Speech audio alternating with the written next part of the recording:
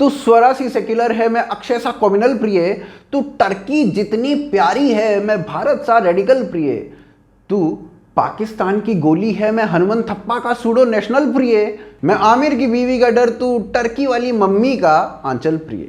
तो भाई साहब माँ कसम, अब उम्मा कसम, बड़ी तगड़ी कंट्रोवर्सी हो गई, मतलब इतनी तगड़ी कंट्रोवर्सी हो गई और बिना बात भक्तों ने, कमबख्तों ने जो है इस कंट्रोवर्सी को तूल दे दिया है। अब बताओ, टर्की बेचारे इतने सेक्युलर देश के फर्स्ट लेडी से आमिर खान मिली है, तो कौन सा गुनाह कर दिया भाई साहब, क्या दिक्कत हो गई? लेकिन भाई इन्होंने कंट्रोवर्सी खड़ी करनी थी तो इन्होंने कंट्रोवर्सी खड़ी कर दी। तो आइए इस पूरी कंट्रोवर्सी का बहुत ढंग से, बहुत सेक्युलर ढंग से एनालिसिस करते हैं, क्योंकि हम इतने सेक्युलर हैं कि हम टर्की को भी टर्की बोलते हैं।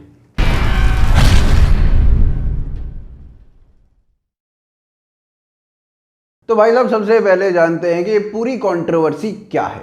तो भाई हुआ कुछ ऐसा कि आमिर खान पहुंच गए थे टर्की लाल सिंह चड्ढा की शूटिंग करने के लिए। अब टर्की में उन्होंने सोचा कि चलो यहां पर आ ही गए हैं तो फर्स्ट लेडी से भी मिला जाए। तो टर्की की फर्स्ट लेडी से लाल सिंह चड्ढा के लाल मिल लिए और उनकी मीटिंग के बाद लाल सिंह चड्ढा के इस लाल को लोगों ने लाल पीला कर दिया। पर लोगों ने ऐसा किया क्यों, लोगों को बुरा लगा क्या, वो जानते हैं। तो भाई लोगों को बुरा ये लगा कि टर्की जो एंटी इंडिया स्टैंड रखता है पिछले 3 दशकों से, और हाल फिलहाल में तो उनका एंटी इंडिया जो स्टैंड है वो कुछ ज्यादा ही बढ़ गया है। एंटी इंडिया ही नहीं, एंटी हिंदू स्टैंड भी है उनका। तो इस वजह से लोगों को बुरा लगना लाजमी था। लोगों को इस बात से कोई गुरेज नहीं था कि आमिर खान टर्की में जाके शूटिंग कर रहे थे। लोगों को इस बात से गुरेज है कि टर्की के फर्स्ट लेडी से आमिर खान मिले, वो फर्स्ट लेडी जिसके पति जो है वो भारत के खिलाफ षड्यंत्र रच रहे हैं इंटरनेशनल फोरम्स के ऊपर, यूएन के अंदर। और साथ ही साथ आमिर का फर्स्ट लेडी से ये भी कहना था कि मेरी पत्नी यहां पर 2 वीक रुकी और बहुत ही तगड़ा एक्सपीरियंस था। इतना तगड़ा एक्सपीरियंस तो उनको कभी हुआ ही नहीं। मतलब ये वही पत्नी है जिनको भारत में डर लग रहा था, जो भारत को छोड़कर किसी दूसरी कंट्री में जाना चाह रही थी, और वो एंटी इंडिया कंट्री में जाकर बहुत सेफ, बहुत साउंड फील कर रही थी। तो बुरा लगना शायद लाजमी भी था। Kiran and I have lived all our lives in India. For the first time, Kiran says, should we move out of India? Now that's a disastrous and very big statement for Kiran to make to me. She fears for her child. She fears for, what the atmosphere around us will be. She feels scared to open the newspapers every day. So, my wife is telling me that, she lived here for 2 weeks. And she was really, mixing in with the people, and she made friends in the house she was staying in. So you really come to know a city by the people, and she had a wonderful time.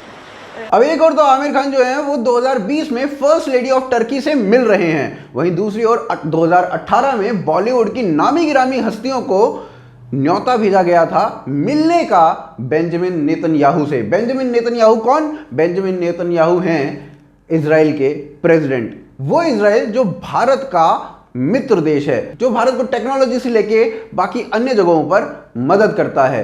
लेकिन हमारे शाहरुख खान, आमिर खान और सलमान खान, इन तीनों ही खानों ने Benjamin Netanyahu से मिलने से मना कर दिया। धोखा स्वभाव है मेरा। अब ना मिलने की असली वजह क्या थी? या तो वो सही में बिजी थे, या फिर ये वजह थी कि इजराइल और फिलिस्तीन के बीच में जो डिस्प्यूट चल रहा है। भारत के मुसलमान फिलिस्तीन के मुसलमानों को सपोर्ट करते हैं और इजराइल का विरोध करते हैं। तो हो सकता है अपनी ऑडियंस को बचाने के लिए इन तीनों खानों ने बेंजामिन नेतन्याहू से मिलने से मना कर दिया हो। अब यहां से स्पेकुलेशंस ये भी लगाए जाते हैं कि टर्की जो भारत के मुसलमानों के साथ साथ पूरी दुनिया के मुसलमानों की खैर खबर रखता है, तो उसकी फर्स्ट लेडी से मिलना भारत के मुसलमानों को अच्छा लगेगा। और साथ ही साथ ये भी देखा जाता है कि टर्की जो एंटी इंडिया स्टैंड रखता है, फिर भी आमिर खान उनसे मिल लिए, जबकि इजराइल के प्रेसिडेंट से नहीं मिले। अब ये जान लेते हैं कि टर्की इंडिया के अगेंस्ट क्या क्या कर रहा है, इसका इतिहास क्या है, और साथ ही साथ अगर टर्की एंटी इंडिया ना भी होता तो भी ये मीटिंग कितनी घटिया होती। तो ये शुरू करते हैं 1947 से भारत को आज़ादी मिली, पाकिस्तान को आज़ादी मिली, और उसी के साथ साथ टर्की ने अपना स्टैंड बिल्कुल क्लियर कर दिया कि हमारा स्टैंड तो है उम्मा के साथ, हम पाकिस्तान को सपोर्ट करेंगे। और भारत के तत्कालीन प्रधानमंत्री ने कहा कि चलो यार ठीक है, तुम पाकिस्तान को सपोर्ट कर लो, कोई बात नहीं, पर हम ट्रेड तो आपस में कर ही सकते हैं। तो भारत और टर्की का ट्रेड चालू था, जबकि टर्की का सपोर्ट पाकिस्तान को था। पिछले 3 दशकों से टर्की भारत के अगेंस्ट वोकल होकर खड़ा हुआ है। भारत कश्मीर को अपना बताता है, टर्की उसका विरोध करता है और कहता है नहीं, पाकिस्तान का है। भारत कश्मीर से 370 को हटाता है, टर्की इसका विरोध करता है और यूएन में खड़ा हो जाता है कि देखिए भारत ने कितना गलत कर दिया। टर्की का मन यूएन में बोलकर भी नहीं भरता है। उसके बाद टर्की के प्रेसिडेंट की जो विजिट है वो पाकिस्तान में होती है और जब वो पाकिस्तान में जाते हैं उसके बाद वो भारत के अगेंस्ट, 370 के अगेंस्ट और कश्मीर के लिए बहुत वोकल होकर, बहुत मुखर होकर पाकिस्तान से बोलते हैं। अब दोस्तों ये जानते हैं कि टर्की ने ये सब कुछ किया तो इसके अगेंस्ट में भारत ने क्या किया। साल 2015 तक भारत ने कुछ नहीं किया, कड़ी चावल निंदा भी नहीं करी। भारत और टर्की के बीच का जो ट्रेड था वो 6.6 बिलियन यूएस डॉलर तक का चल रहा था 2015 तक। फिर जब टर्की ने यूएन के अंदर 370 और कश्मीर का मुद्दा उठाया तो उसके बाद वहीं पर भारत के प्रधानमंत्री मोदी ने सिप्रस के प्रेसिडेंट, ग्रीस के प्रधानमंत्री और अर्मानिया के प्रधानमंत्री से वहीं पर मीटिंग चालू कर दी। अब ये तीन देश इसलिए इंपॉर्टेंट हैं क्योंकि ये तीन देशों का जो डिस्प्यूट है वो टर्की के साथ बहुत गहरा है। मतलब यहां पर इंडिया पाकिस्तान का जैसा डिस्प्यूट है उसी तरीके से इन तीन देशों का टर्की के साथ डिस्प्यूट है। साल 2019 अक्टूबर के महीने में नरेंद्र मोदी को टर्की सपोजिटली जाना था, लेकिन इस शेड्यूल को कैंसिल करके उस मीटिंग को कैंसिल कर दिया गया। भारत के डिफेंस मटेरियल्स जो हैं वो टर्की में एक्सपोर्ट किए जाते थे, भारत ने उसको टर्की भेजना बंद कर दिया। साथ ही साथ टर्की से जो इंपोर्ट किया जाता था सामान, उस इंपोर्ट पर भी काफी हद तक बैन लगा दिया गया। इस सब के बावजूद भी जब टर्की ने पाकिस्तान में जाकर 370 और कश्मीर का राग अलापा तो भारत ने टर्की को समन भेज दिया और कहा कि भारत के आंतरिक मामलों में टर्की जो है वो हस्तक्षेप कर रहा है। अब दोस्तों जैसा हमने आपको बताया कि टर्की जो है वो एंटी इंडिया स्टैंड रखता है, पर अगर टर्की एंटी इंडिया ना भी होता और इस नेशनलिज्म के इशू को हटा भी दें तो भी ये मीटिंग कितनी गलत है उस पर नजर डालते हैं। तो दोस्तों लिब्रांडो को नेशनलिज्म समझ में आती नहीं है तो दूसरे पर्सपेक्टिव को देखते हैं। प्रेसिडेंट ऑफ टर्की जिनका नाम है अर्डोगन, वो मुस्लिम समाज के सबसे बड़े नेता बनना चाहते हैं, वो उम्मा को कुछ खास ही महत्व देते हैं।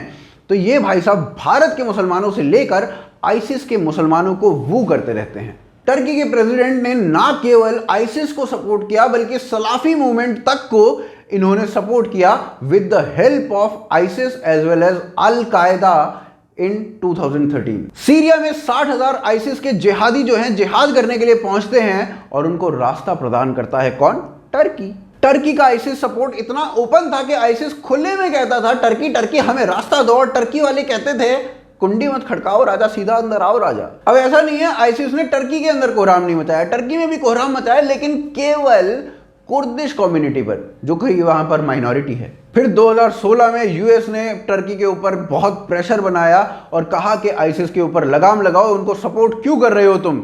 तो उसके बाद टर्की ने जहां पर लाखों आईसिस के सपोर्टर्स बैठे हुए थे उनमें से केवल 1000 लोगों को पकड़ा और मामले को रफा दफा कर दिया।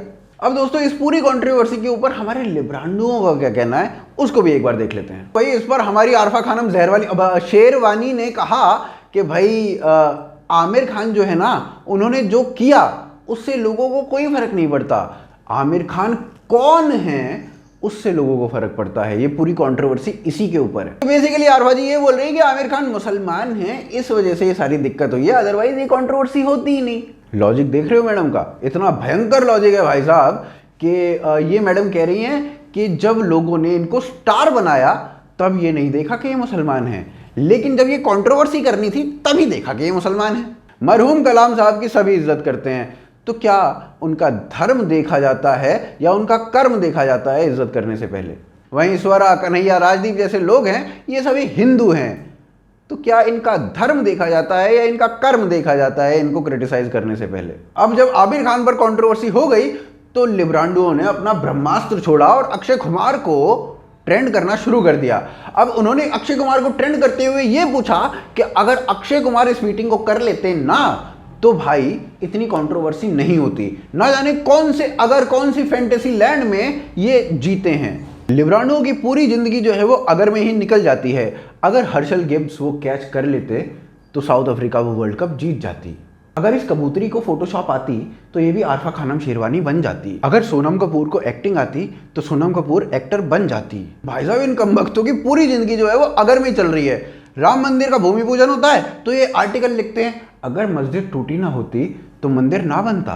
जहां एक और लाल सिंह चड्ढा के आमिर खान कंट्रोवर्सी में पड़ गए थे, वहीं करीना कपूर का ये इंटरव्यू जो कि लाल सिंह चड्ढा की एक्ट्रेस हैं उनका ये इंटरव्यू वायरल हो जाता है। The audience has made us. Nobody else has made us. The same people pointing fingers as also they are only making these nepotistic stars. ना आप जा रहे हो ना फिल्म देखने, तो मत जाओ. Nobody has forced you. So I don't understand where this.